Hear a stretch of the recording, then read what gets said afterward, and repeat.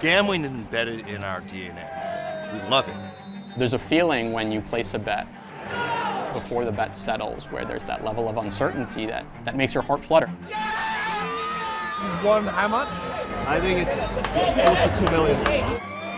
Make money betting on sports. That's how I'd be paying rent. It's the dream.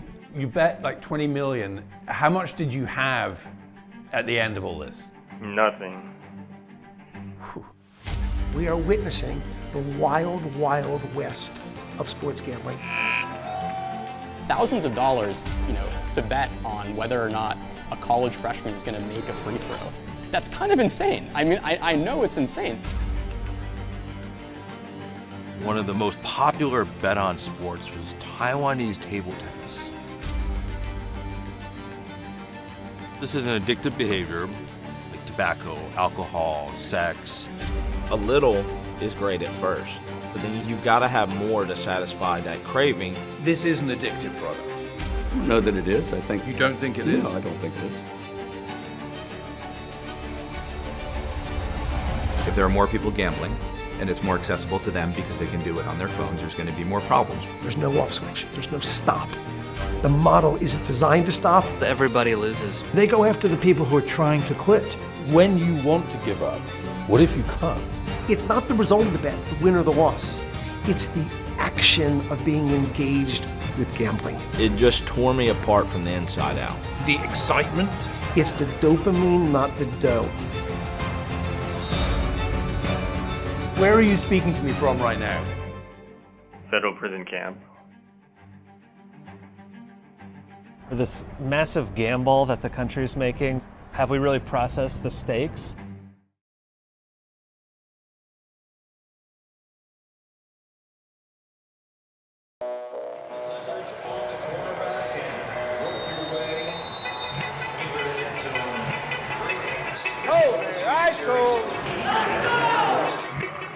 There is deep anxiety,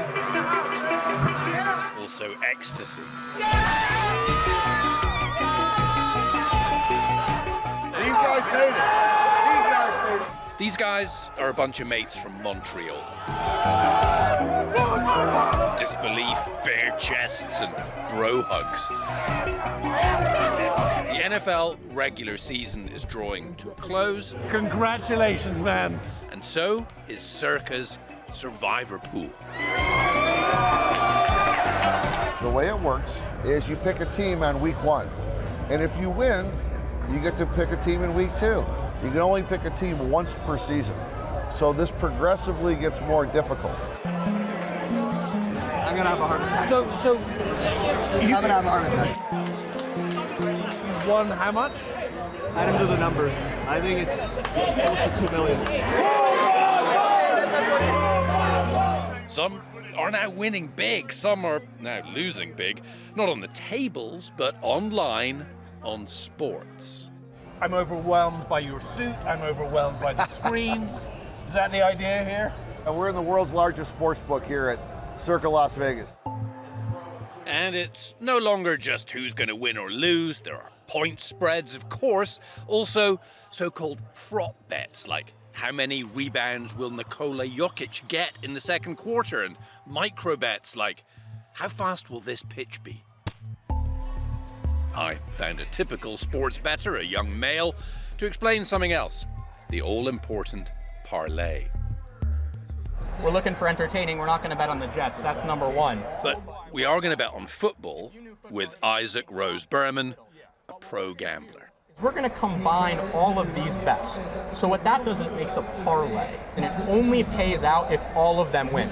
The Broncos, the Chargers, the Seahawks, and the Cardinals. We'll do it for $200. How much money do you think you might take today? We'll be in the tens of millions. Tens of millions today will Yes. be wagered here. Yes. Okay. Or on our app. Gambling is embedded in our DNA. We love it from the moment we're born.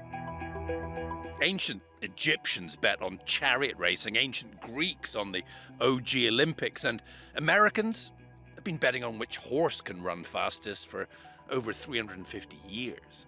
But Online gambling is a fundamentally different product. The human brain's not built to absorb an addictive product at light speed like that. But that's the new business model.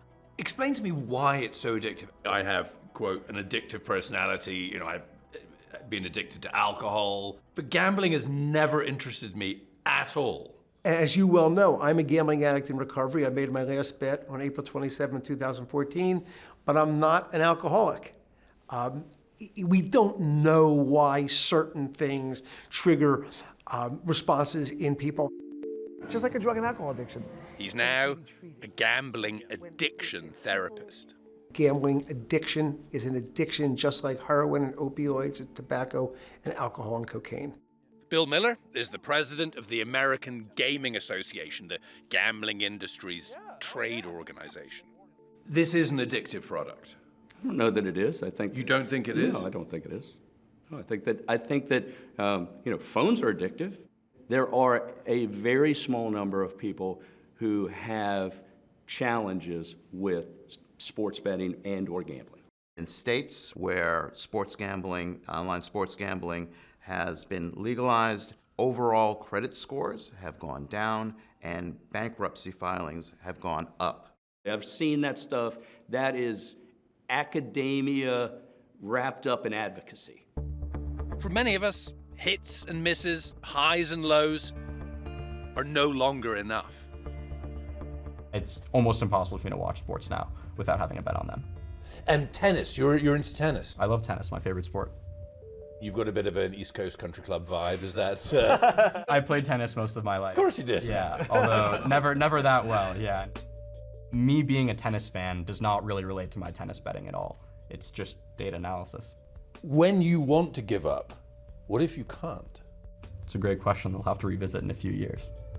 I met him for coffee in New York this past summer, and he said, I'm kind of getting out the game. And here we are in a suite at a casino. I don't know how well that's going, so I'm rooting for you, man. Danny Funt knows Isaac because Danny is writing a book about all this. Why did you decide to dedicate so much of your time to this subject? For this massive gamble that the country's making, have we really processed the stakes? You're just trying to lay it all out so that we can make up our own minds as a country? That's my hope. What level of addiction are we comfortable with? How many scandals per year are we comfortable with? Back in 2017, less than $5 billion was bet legally on sports. Last year in America, we bet around $150 billion on sports. It's about double the GDP of Panama, and almost all of it online. Let the gambling on games begin, says the Supreme Court. With a 6-3 vote, it just struck down a law that kept nearly all states from allowing sports betting.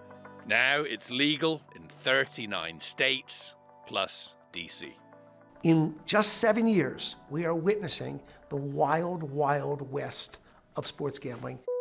Every minute of every day, somewhere in the world, people are playing a game. Soccer in Turkey, tennis in Australia, and now people all over America are betting on all of it, live. After sports betting in America went legal, one of the most popular bet on sports was Taiwanese table tennis. There's lots of matches. It's 24/7. It often happens during a time when American sports are shut down. Potentially addictive dopamine hits are available every few seconds, day or night. When you have money on a game or you're betting, it's almost as if nothing else in the world matters. It was the rush and that risk feeling, action. You're super excited, you're having fun, you feel kind of invincible for a while. Just like with drugs and alcohol, is a little is great at first, but then you've got to have more to satisfy that craving. I was threatening to hurt others. At first, I was threatening to hurt myself trying to get money. This was in April. We had no clue what was going on. We just didn't have an answer. And ultimately prayed that the Lord would bring it to a head. Something had to change. Something had to change. And he brought it to a head. He brought it to a head. Where are you speaking to me from right now? Exactly where are you? I am at FPC Montgomery. It's a minimum security federal prison camp. Amit's game of choice, daily fantasy football, which the industry calls a game of skill. You bet like 20 million. How much did you have at the end of all this? Nothing? Nothing.